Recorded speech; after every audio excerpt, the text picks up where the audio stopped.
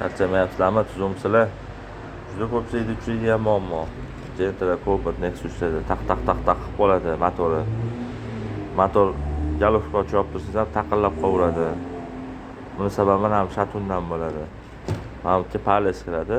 Mana shatun joyi, pales o'tirgan joyi yilib qolib, kengayib qolgan bo'ladi.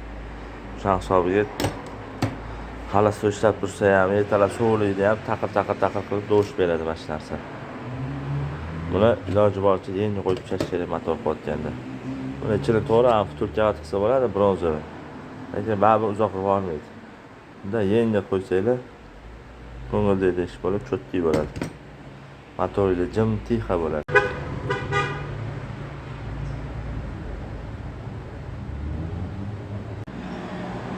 Mana buni esa alishtirishga shoshilmaydi.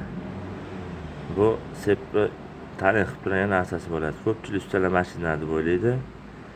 Lekin 100% shaton pales urib berilgan bo'ladi.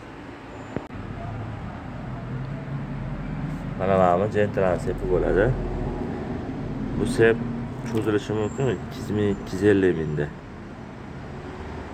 Lekin bu cho'zilsa ham unaqa sezilarli ovoz bermaydi. Bular bilinmas qanaqadir. Shiqir. Eng grubiy do'sh aytganimdek palesdan beradi. Birinchi bo'lib pales ko'rsatadi.